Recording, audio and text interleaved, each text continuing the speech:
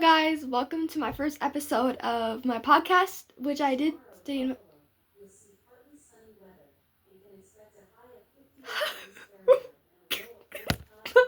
Anyways, as I just said, I am doing my first episode, which is reacting to 3 very scary true Snapchat horror stories animated. I don't believe them. But I'm still gonna react because I'm gonna try not to cringe, and then I'm gonna rate them out of 10 to see which one cringes me the most. And hell nah. Anyways, let's get it. And there's the commercial. What the hell? Do you see this? Do you see that? Anyways, let me just react to it because I need to shut up.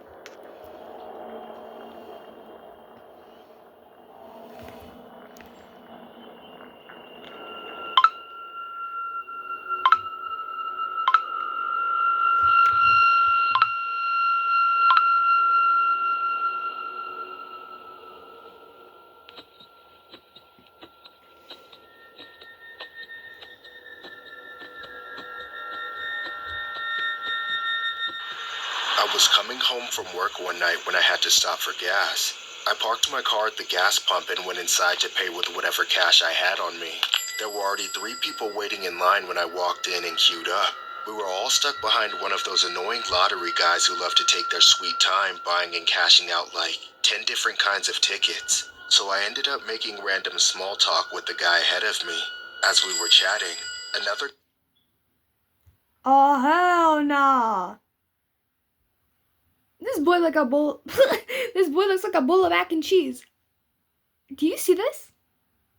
I know y'all see that. Discombobulated. guy in the store saw us and thought we were actually friends hanging out together. This other guy came over and butted in, also cutting in front of me to get between us. He had really light blonde hair and a terrible bowl cut like something out of the 80s, and just started talking like a total asshole. I didn't expect it to cuss. Like a total asshole. Oh, yo! I'm Timothy, but you can call me Tim. Hey, you got a problem, man? You're looking at me kind of funny. Nah, man, just trying to get home. Long day at work, you know? I know exactly what you need. My hotel's across the street, and I just hit the liquor store. I think I'm all right, man. I don't really drink anyway. That's lame. What about you? I know you drink. Yeah, I do, but I think I'll stick with these. You gotta be kidding me. Who gets drunk off 2 beers? Listen, I got the good stuff, plus some. You guys got Snapchat? I felt cornered into adding this Timothy guy on Snapchat, but I didn't mind as I barely used it anymore. The other guy added him on Snapchat too. Then after that, Tim didn't really talk to me. It seemed like he was slowly convincing the other guy to leave with him. I was honestly thankful to this random stranger for occupying that guy so that he wouldn't bother me anymore. Eventually, they made it to the front of the line. The stranger paid for his drinks. Then he and Tim walked out together. Less than a minute later, I had paid for my gas and was exiting the store to go fill up my car. I could see Tim and the stranger crossing the street to the hotel. It was one of those extended stay places that looked pretty sketchy, so I was glad I wasn't spending my night there. After I filled up, I went home. I made myself some dinner, cleaned up, then started getting ready for bed. Just as I was plugging my phone in, I got a notification. It was a snap from the Timothy guy. I didn't really want to open it. After all, I just met him against my will, but I knew I'd get curious and stay awake thinking about what it could be, so I opened it. And when I did, it turned out to be just what I expected. A selfie of Tim and the stranger holding up shots with a caption saying, "You should join us." I didn't respond. I just closed Snapchat and put my phone on Do Not Disturb, then laid down to go to sleep. Yet for some reason, I felt strangely awake. Something was bothering me in the back of my mind, but I couldn't tell what exactly. Maybe it was something I said or... Oh, ah!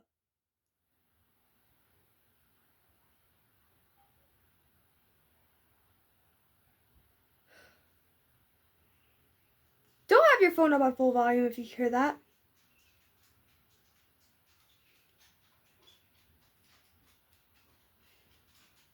No! What the hell? hell?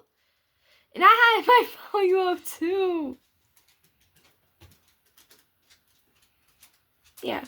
Didn't say in that whole interaction at the gas station. I kept tossing and turning for hours, but nothing seemed to put me at ease. Eventually, at around 3 or 4 a.m., I resorted to scrolling through my phone. I went through Instagram, Facebook, even a little bit of Reddit before I finally reopened Snapchat. It was a trip down memory lane at first, tapping through my friends' stories that I hadn't seen in years, but I couldn't avoid Tim's story sitting at the top of my messages. When I tapped into it, I couldn't believe what I saw. It was a video of him beating the life out of the stranger we met. The poor bastard was bloody, covering his face, begging the guy to stop. Take it! You deserve it! Don't fall asleep! I want you to feel every bit of this! I was frozen, watching it all unfold, story after Just block the fucking dude, bruh. You're just over there, like, watching it. If you see that, block him, because he gonna get you next. Hello? Are you high? Because your eyes clearly look like it. story, and it just kept getting worse. When the guy woke up, Tim pulled his eyes open and started cutting his face. He stabbed him over and over, kicking him into the ground. The stranger was awake every time he was beaten or stabbed, and the videos were all a few minutes apart, like Tim was waiting for him to wake up, to experience the agony he was inflicting. Finally, in the last video, Tim filmed himself slitting the stranger's throat, killing him. As soon as I convinced myself I wasn't having a nightmare, I called the police.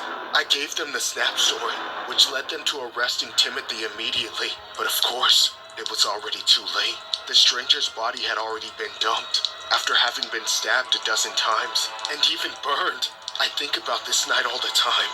I can't help telling myself that if I'd been watching the story post sooner, I might have been able to save that poor man's life. However, I'm ashamed to admit that the thought which scares me more is that it could have been me.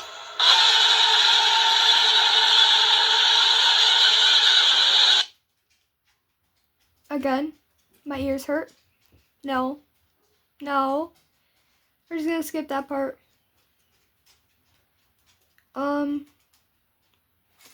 We're just gonna skip this part. What's next for you? I'm gonna be getting into Not my major this. next year. What I'm the an engineering hell? major current. I don't care about your major currently. Windows computer looking ass, discombobulated hippopotamus looking ass, bombastic looking ass bitch. Don't even fucking talk about your new commercial. Fuck you. Anyways, I'm going to the next story. If this commercial won't stop.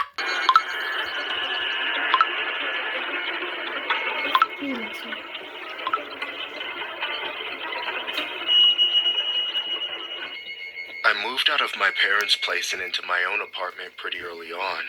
I didn't have too many friends when I first moved out, and I didn't really know what kind of places I should go to make new ones. So I was fine with letting the social media algorithm set me up with random people. One night, this guy added me on Snapchat. His name was Lewis. I added him back, not thinking much of it. We began chatting after he sent me a selfie barely a few minutes later.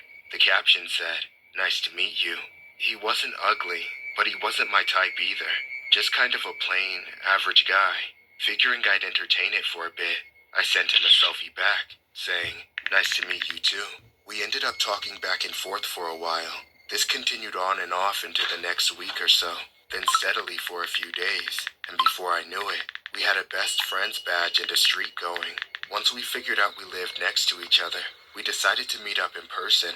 I made it clear from the very beginning that this was a purely platonic friendship. He seemed okay with that, so we hung out a few times here and there.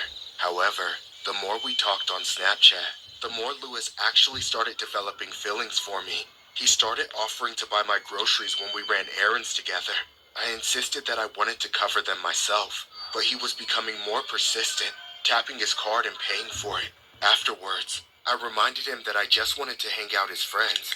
I explained all over again that I wasn't ready for a serious relationship and I wasn't interested in one either. He just nodded and brushed it off, almost like he wasn't taking what I was saying serious. But over text, he became even bolder about his feelings, saying he wanted me to put more effort into our relationship and that he wanted to go on actual dates. For the 10th time, I had to tell him I didn't have any romantic feelings towards him, and that I didn't want to be anything more than friends. It was getting annoying and weird as hell.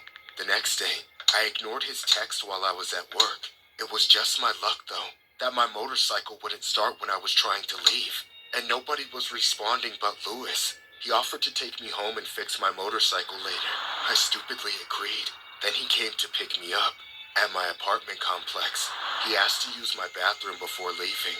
I let him since he helped me out. When he came out of the bathroom, we went to hug goodbye. But something awful happened. While we were hugging, his arm slipped down from my shoulders to my waist. Then he pulled me in for a kiss. I began fighting him off, trying to push and shove him off of me. Finally, I hit him hard enough to get him to let me go. But it wasn't over. He backed me into a corner in my own apartment, then revealed himself to be the monster he truly was. What is wrong with you? How could you do this to me? You're such a goddamn tease. I'm tired of being friend-zoned. If you don't want to be with me, then I'm going to stop helping you. I didn't ask for any of that. Yeah? And what about your bike? You asked me to help you with that, didn't you? That's different. How can't you see that? You seem confused. So let me be 100% clear. You either get all of me or none of me. Then I choose none. Now get out! You still don't understand. If I can't have you, then no one can. I hadn't seen my sister Kelly in a few days. I didn't think anything was wrong, but then I got a call from her work. They said she had a no-call, no-showed and left her bike in the parking lot, which was completely unlike her.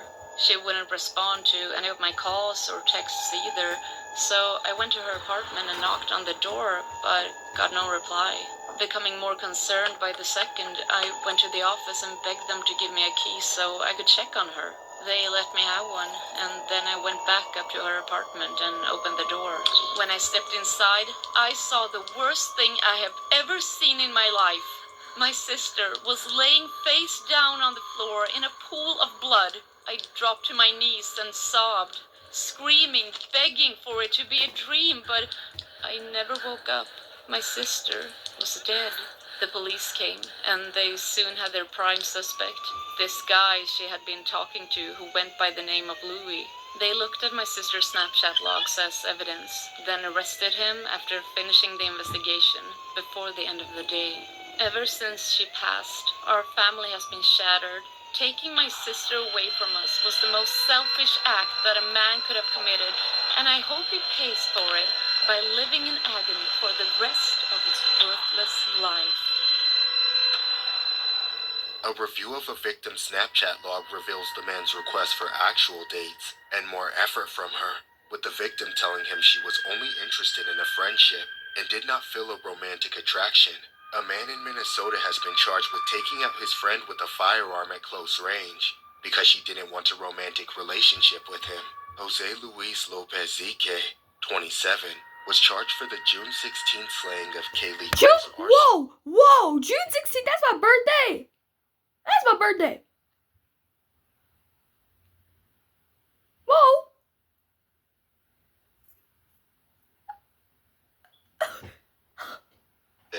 22. Arset's family reached out for a wellness check after she failed to report to work. Police arrived to find her car in the parking lot and her apartment door locked. A locator app on her phone showed that it was inside the apartment, so when she failed to respond to knocks, officers obtained a key from the apartment management and gained access. Inside, they found Arset face down on her living room floor in a pool of blood, with an apparent wound to her head. Friends of the victim told police that Arset had recently met a man online who went by the name Louis. They determined that the pair had spent time together in person, and that Louis bought Arset things on shopping trips. But the relationship was not romantic or intimate. Investigators found Arset's computer logged into Snapchat, where she shared a best friend's badge and had a streak that had just ended with Louis. After her death, Louis sent no further snaps to the victim. Police then began exploring messages with Louis, where they uncovered a frustration growing between them, with Louis asking for a romantic relationship and Arset responding that she only wanted a friendship. Arset asked Louis if he was available on June 16th to help her with her motorcycle. That's when Louis picked her up that day after work, brought her to her home, and did what he did.